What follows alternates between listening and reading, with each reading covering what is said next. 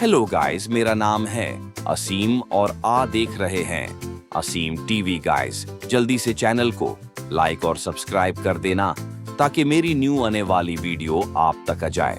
दोस्तों, ये जो ह्यूज कॉम्प्लीट डिश आप देख रहे हैं, ये अमेरिका की एक आइलैंड पोर्टो रिको में मौजूद है। असल में ये एक स्पेस टेलीस्कोप थी जिसे 1963 में अमेरिकन साइंटिस्ट ने इन्वेंट किया था ताकि इसकी मदद से दूसरे प्लैनेट, स्टार्स और गैलेक्सी पर रिसर्च की जा सके। सिर्फ इतना ही नहीं बल्कि ये टेलीस्कोप दुनिया की सबसे बड़ी टेलीस्कोप थी और इसे बनाने से लेकर यूज करने तक अरबों डॉलर्स खर्च किए गए। वेल, काफी ऐसे तक तो इसे रिसर्च के लिए यूज किया जाता रहा, लेकिन 2017 में एक शदीद किस्म का हॉरिकेन आया और इसमें इस एक्सपेंसिव टेलीस्कोप को बुरी तरह डैमेज कर दिया।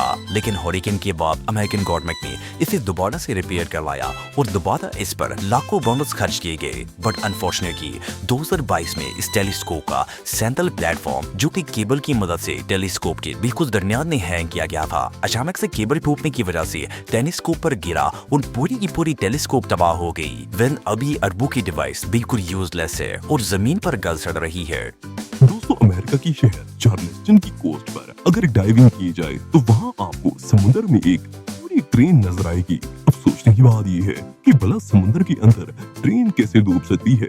असल में ये एक मेगा और फेल्ड प्रोजेक्ट है। सन 2002 में इस बीच पर स्कूबा डाइवर्स को अट्रैक्ट करने के लिए एक जीनियस प्लान बनाया गया। गवर्नमेंट ने समुद्र के अंदर 100 फुट गहराई में ट्रेन के 50 ब्रांड न्यू बॉक्स रखवा दिए ताकि डाइवर्स यहाँ आए और इस अंडर वाटर ट्रेन को एक्सप्लोर करें। सिर्फ इतना ही नहीं बल्कि इन ट्रेन के डब्बों के अंदर समुद्री पौधों से सजावट भी की गई थी।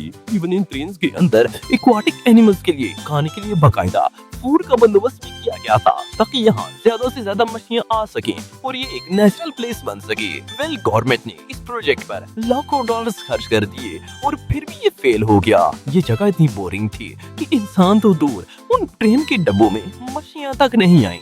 तो ये प्रोजेक्ट बुरी तरह फेल हो गया और सारी की सारी ट्रेन्स आज भी वहाँ अबेंडेड पड़ी हैं और यहाँ डाइविंग करने के लिए भी कोई नहीं जाता। दोस्तों, अगर आप पुर्तगाल की कोस्ट पर डाइविंग करने के लिए जाएं तो समुद्र की गहराई में आपको एक ह्यूज शिप मिलेगा। ये डूबा हुआ शिप खुद तो मैसिव है ही, लेकिन इससे भी शॉकिंग बात ये है कि इसके अंदर हजारों के हिसाब से ब्रांड न्यू कार्स मौजूद हैं जो कि समुद्र की पानी में गल रही हैं। वेल, असल में फरवरी 2022 में जापानीज शिपिंग कंपनी मोल का एक शिप 4000 से ज्यादा ब्रांड न्यू कार्स जर्मनी से यूएस लेकर जा रहा था।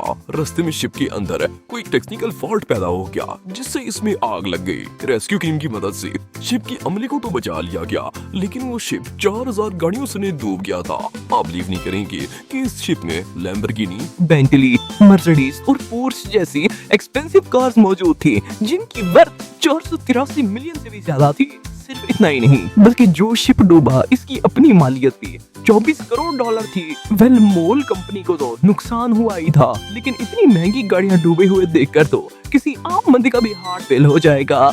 दोस्तों, ये जो मैसिव स्ट्रक्चर आप दिख रही है, इसे पहली नजर में देखकर तो ऐसा लगता है जैसे ये कोई एलियन टेक्नोलॉजी है, लेकिन असल में ये एक हाई वोल्टेज रिसर्च सेंटर है जो कि मॉस्को में मौजूद है। इसे 1970 में सोवियत साइंटिस्ट ने बनाया था। असल में ये एक मार्स जनरेटर था। इस मशीन की मदद से आसमानी बिजली की पावर का अंदाजा लगाया जा सकता था। प्लस साइंटिस्ट को ये जानने में आसानी होती थी कि अगर जहाजों के ऊपर आसमानी बिजली गिरने का खतरा हो तो इससे कैसे बचा जा सकता है। वेल, इस डिवाइस को बनाने पर करोड़ डॉलर की लागत आई थी और इसके अलावा इसे चार्ज करने के लिए भी एक मैसिव अमाउंट की बिजली जरूरत थी। सो बेसिकली साइंटिस्ट ने ये मैसिव डिवाइस तो बढ़ा दी थी, लेकिन इसे चलाने के लिए ना तो पैसे भी और ना ही इसे चार्ज करने के लिए बिजली भी। सो ये मेगा प्रोजेक्ट बुरी तरह फेल हो गया और ये डिवाइस आज भी मॉस्को के अंदर चल रही है।